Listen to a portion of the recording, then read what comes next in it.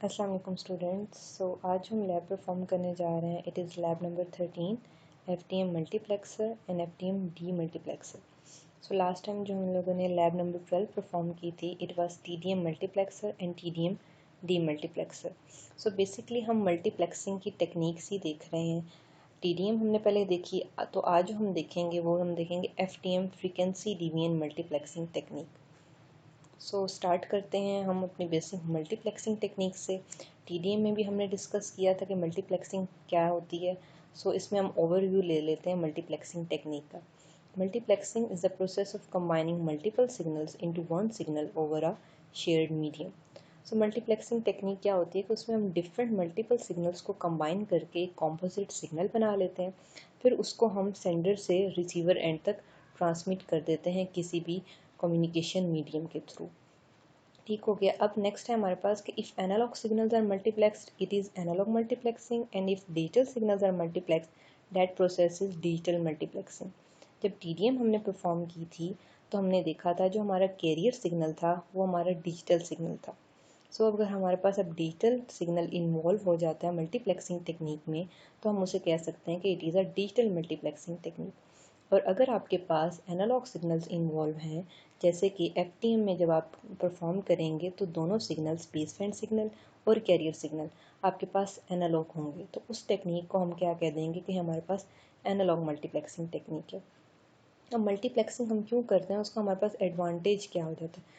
Basic जो advantage है वो हमारे पास है इफ़ेक्टिव यूटिलाइजेशन ऑफ चैनल। जो चैनल आप लोग यूज़ कर रहे होते हैं उसकी आप इफ़ेक्टिव यूटिलाइजेशन कर रहे होते हैं और आपका चैनल वेस्ट नहीं हो रहा होता। हमने मल्टीप्लेक्सिंग क्या देख लिया कि मल्टीप्लेक्सिंग में हम मल्टीपल सिग्नल्स को कंबाइन करके कॉम्पोजिट सिग्नल बनाते हैं और उसको किसी भी कम्युनिकेशन मीडियम पे ट्रांसमिट कर सकते हैं। दो टाइप्स थी बेसिकली, हमारे पास दो टाइप्स थी, analogue multiplexing and digital multiplexing. Analogue multiplexing में हम FTM परफॉर्म करेंगे और डिजिटल मल्टीप्लेक्सिंग में हमने TDM परफॉर्म कर लिया। Moving on to the frequency division multiplexing. In analog multiplexing, the most used technique is frequency division multiplexing. जैसे हमने पहले डिस्कस किया कि it is an analogue multiplexing technique, तो उसमें जो हम मोस्ट कॉमनली टेक्निक यूज़ कर रहे होते हैं it is N FTM frequency division multiplexing technique. This technique uses various frequencies to combine streams of data for sending them on a communication medium as a single signal. अब इसमें हम क्या कर रहे होते हैं कि डिफरेंट फ्रिक्वेंसीज़ के सिग्नल को कंबाइन करके कि एक कॉम्पोजिट सिग्नल बना के उसको कम्युनिकेशन के लिए ट्रांसमिट कर रहे होते हैं। Total bandwidth it's divided into parts. अब लास्ट टाइम हमने जब TDM परफॉर्म की थी तो हमने टाइम को स्केल किया था, मीन्स टाइम को हमने डिफरेंट पार्ट्स में डिवाइड किया था, लेकिन सिग्नल को हमने पूरी रेंज ऑफ बैंडविड्थ एलोकेट कर दी थी कि जितनी फ्रिक्वेंसी अवेलेबल है ये आपके पास है, लेकिन आपने टाइम को डिवाइड कर देना है।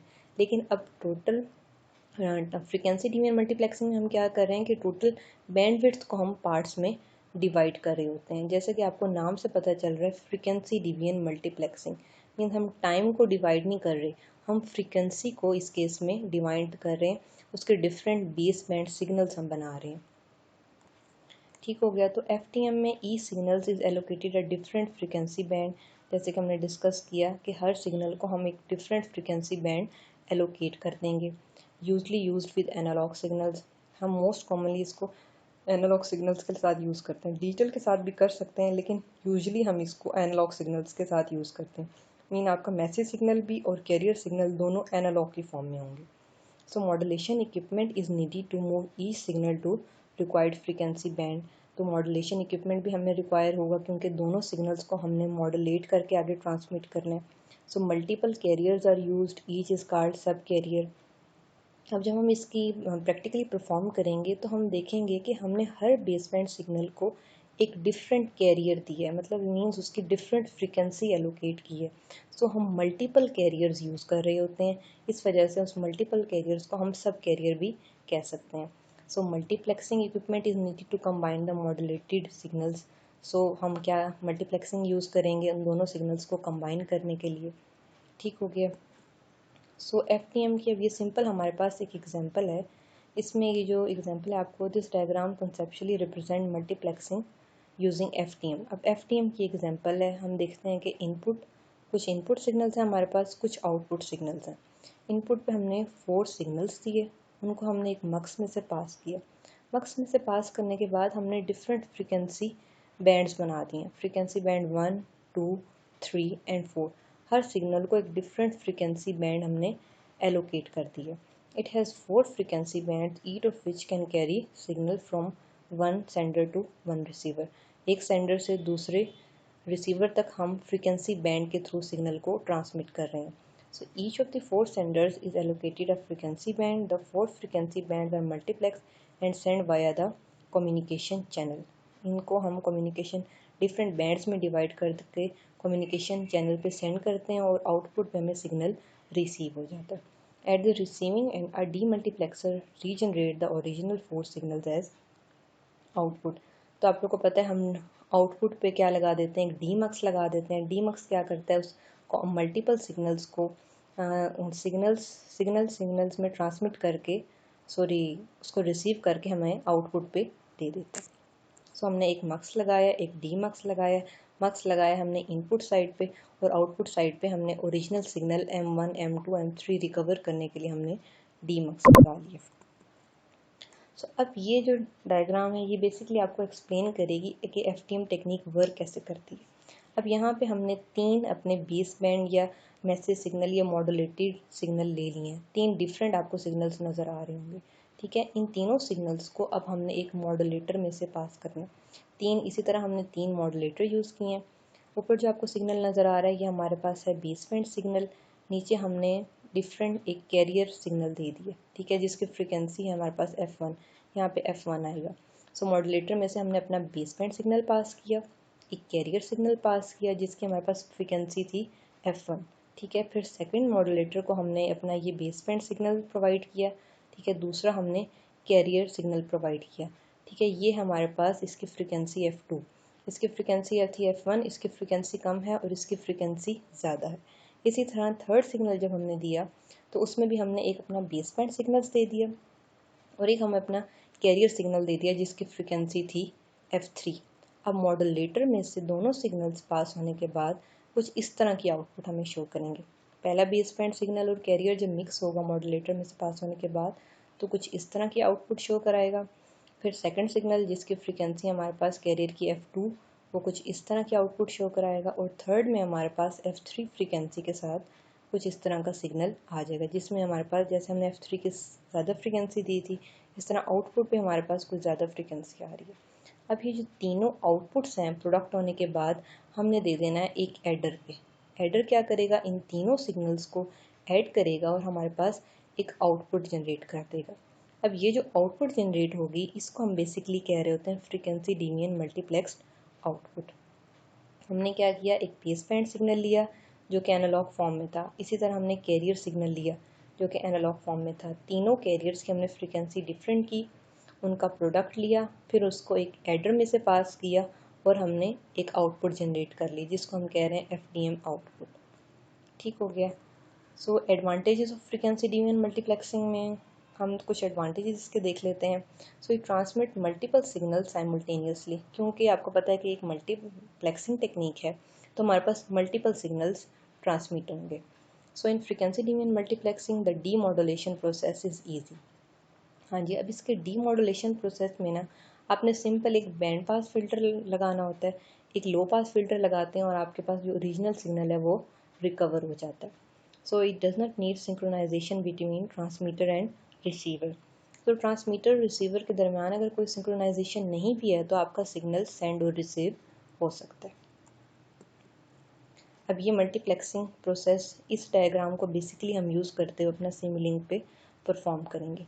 हम लेंगे कोई भी 3 audio signals, audio signal 1, audio signal 2 and audio signal 3। उसको बैलेंस मॉड्यूलेटर में से हम देंगे कैरियर सिग्नल, ठीक है। इसी तरह सेकंड बैलेंस मॉड्यूलेटर पे हम अपना सेकंड कैरियर देंगे, थर्ड पे हम देंगे थर्ड कैरियर। इसी तरह आप इसको ऑडियो सिग्नल्स को और कैरियर सिग्नल्स को इंक्रीज़ भी कर सकते हैं, अप टू n सिग्नल्स भी आप यहाँ पे ले सकते हैं। फिर इन तीनों की आउटपुट को हम देंगे एक लीनियर एडर पे। लीनियर एडर इनको ऐड करके हमारे पास एफटीएम आउटपुट जनरेट कर देगा। सो ये जो प्रोसेस हम यूज़ करेंगे ये मल्टीप्लेक्सिंग प्रोसेस यूज़ करेंगे। नेक्स्ट जब हमने डी मल्टीप्लेक्सिंग करनी है, मल्टीप्लेक्सिंग में तो आपने देखा कि हमने M1 सिग्नल दे दिया, यहाँ से अपना कैरियर सिग्नल दे दिया, इनको मल्टीप्लाई करवा दिया, यहाँ पे ऐड करवा दिया और ये चैनल पे हमने सेंड कर दिया ट्रांसमिशन के लिए। सो अब इसकी आउटपुट पे हमें डी मॉड्यूलेशन भी करनी है। तो डी मॉड्यूलेशन के लिए हम क्या करेंगे, एक बैंड पास फिल्टर डिज़ाइन करेंगे। ठीक है, आप उसकी बैंडविड्थ चेक करके एक बैंड पास फिल्टर डिज़ाइन कर सकते हैं। उसको डिज़ाइन करने के बाद आप लो पास फिल्टर डिज़ाइन करेंगे।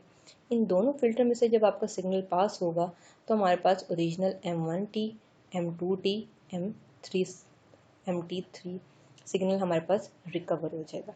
सो ये थी बेसिकली मल्टीप्लेक्सिंग और डी मल्टीप्लेक्सिंग की टेक्निक। अब हम इस प्रोसेस को मैटलैब पे सिमुलिंक पे परफॉर्म कर लेते हैं।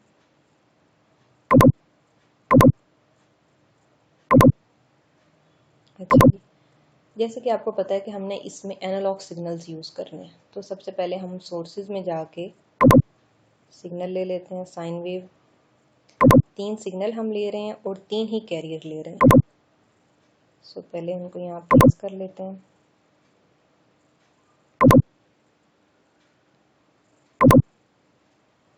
ठीक है, और हमें क्या चाहिए, और हमें चाहिए एक प्रोडक्ट, इसको हम यूज़।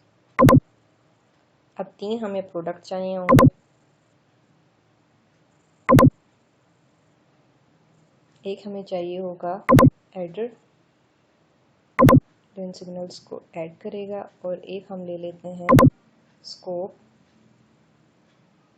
For the output. ठीक हो गया।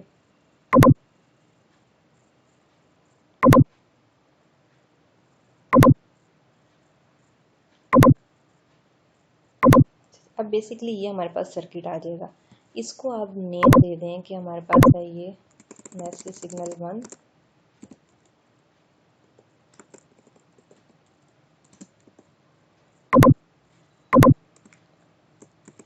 ये हमारे पास कैरियर नंबर 1,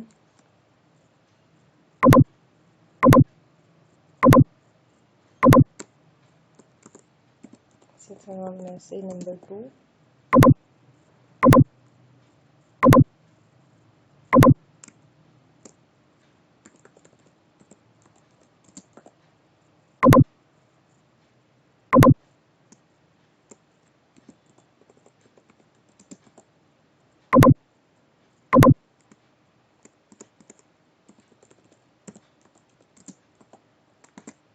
अब यहाँ पे हमने लिए हैं 3 सिग्नल, एक मैसेज सिग्नल, एक carrier, second message signal, second carrier, third message and third carrier. आप अप टू n इसको यूज़ कर सकते हैं। अगर आप 2 सिग्नल्स भी लेंगे तब भी आपके पास आउटपुट शो हो जाएगी। अब इसके हम पैरामीटर्स को चेंज कर सकते हैं। ये हमारे पास sine wave, sine type time based, जो सिमुलेशन टाइम, इसका एम्पलीट्यूड हम कर देते हैं 0.5 पे। फ्रीक्वेंसी, अब देखिए आप इसकी फ्रीक्वेंसी में शो हो रही है रेडियन पर सेकंड में, हमने फ्रीक्वेंसी लेनी है हर्ट्ज में, तो हम उसको 2 पाई से मल्टीप्लाई कर देते हैं। 2 पाई 100 ले लें पहले सिग्नल की फ्रीक्वेंसी, सैम्पल टाइम्स का लेना 0. अब ये पहला हमने अपना मैसेज सिग्नल क्रिएट कर लिया जिसका एम्पलीट्यूड है 0.5।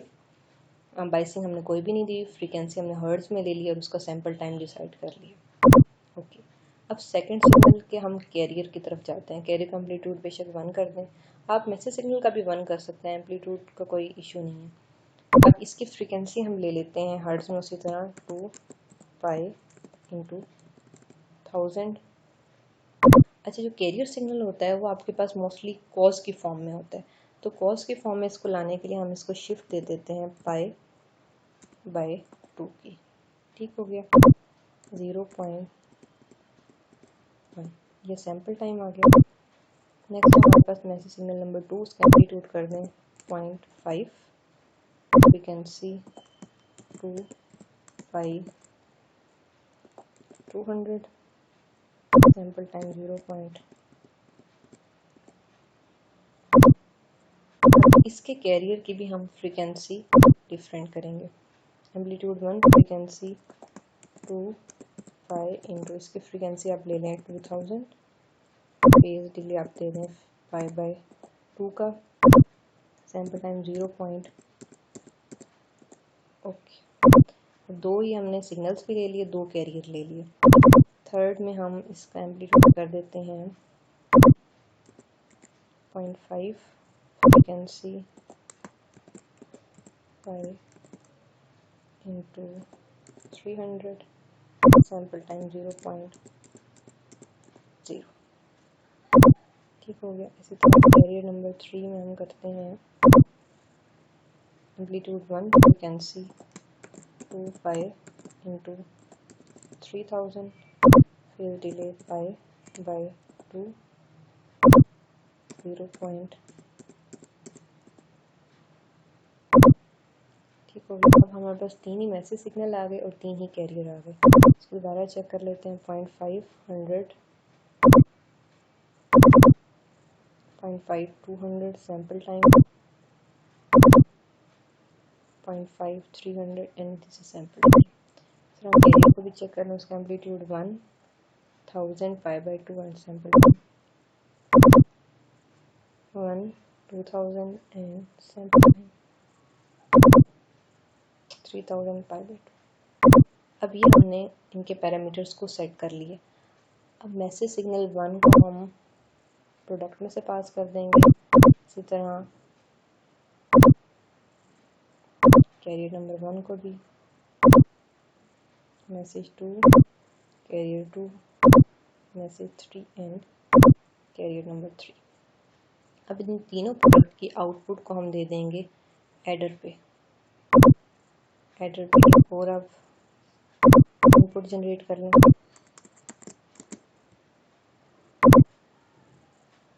अब हमारा सर्किट डिज़ाइन हो गया। हमने जैसे अपने थ्योरी में पढ़ा है कि हम मॉड्यूलेटर में से पास करेंगे अपने मैसेज सिग्नल को, कैरियर सिग्नल को, उसके बाद हम उसका ऐड करेंगे उसको। तो एडर में से पास करने के बाद यहाँ पे हमारे पास ऑसिलोस्कोप पे आउटपुट शो हो जाएगी। अब इसका सैम्पल टाइम आप बेशक कर लें 0.1 ताकि आपको सिग्नल इजीली शो हो जाए। इसको रन करते हैं।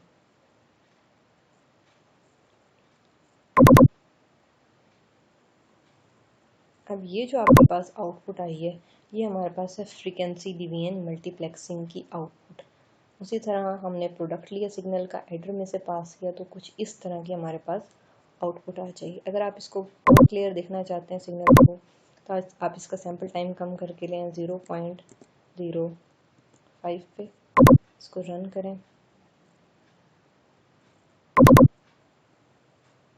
ये आपको इस तरह सिग्नल शो हो जाएगा। ठीक है, इस तरह सिग्नल पहले आराम आराम से इंक्रीज़ हो रहा है, फिर डिक्रीज़ हो रहा है।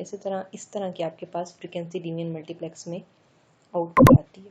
और जब आपने डीमल्टीप्लेक्सिंग इसकी परफॉर्म करनी है ना, डीमॉड्यूलेशन उसकी परफॉर्म करनी है, तो उसमें आप लोग क्या करें कि आप लोग यूज़ करते हैं एक स्पेक्ट्रम एनालाइज़र। यहाँ पे आप लिखेंगे स्पेक्ट्रम, तो यहाँ पे स्पेक्ट्रम एनालाइज़र आ जाएगा। इसको आप कनेक्ट कर दें आपकी जो आउटपुट आई है। ठीक है, अब इस स्पेक्ट्रम एनालाइज़र पे आप चेक करें कि आपकी बैंड विड्थ कितनी आ रही है। बैंड विड्थ को देखते हुए उसके अकॉर्डिंग आप अपना बैंड पास फ़िल्टर डिज़ाइन करेंगे। ठीक है, तो और उसी फ्रीक्वेंसी के अकॉर्डिंग आप अपना लो पास फ़िल्टर डिज़ाइन करें। पहले एक बैंड पास फ़िल्टर लगाएं, फिर लो पास फ़िल्टर लगाएं, तो आपके पास जो ओरिजिनल आपने मैसेज सिग्नल दिया होगा यहाँ पे, वो आपके पास रिकवर हो जाए। तो अब हमने इसमें देख लिया कि हम फ्रीक्वेंसी डिवीजन मल्टीप्लेक्सिंग कैसे परफॉर्म करते हैं। दोनों मैसेज सिग्नल और कैरियर सिग्नल हमारे पास एनालॉग सिग्नल हैं, उनका हम प्रोडक्ट लेते हैं, फिर उनको एडर में से पास करते हैं और हमारे पास आउटपुट आ जाती है। इसी तरह डीमल्टीप्लेक्सिंग प्रोसेस के लिए आप लोगों ने एक band pass filter actually design करना होता है, वो डिज़ाइन करें, फिर एक लो पास फ़िल्टर डिज़ाइन करें, तो आपके पास ओरिजिनल सिग्नल आपके पास रिकवर हो जाएंगे। अब यहाँ पे भी आप डिफरेंट स्कोप लगा के अपना मैसेज सिग्नल भी चेक कर सकते हैं, कैरियर सिग्नल भी चेक कर सकते हैं। यहाँ पे आप मल्टीप्लिकेशन के बाद आपकी आउटपुट क्या आएगी वो भी आप लोग चेक कर सकते हैं। फिर इन तीनों पे आप प्रोडक्ट के बाद लगा लें स्कोप कि आपकी आउटपुट कैसी आ रही है, फिर एडर के बाद लगा लें। सो आप अपनी सारी आउटपुट्स को स्कोप लगा के चेक भी कर सकते हैं। अब होपफुली आप लोग को FTM टेक्निक की समझ लग गई होगी, आप लोग डीमॉड्यूलेशन इसकी इजीली परफॉर्म कर सकते हैं। So thank you.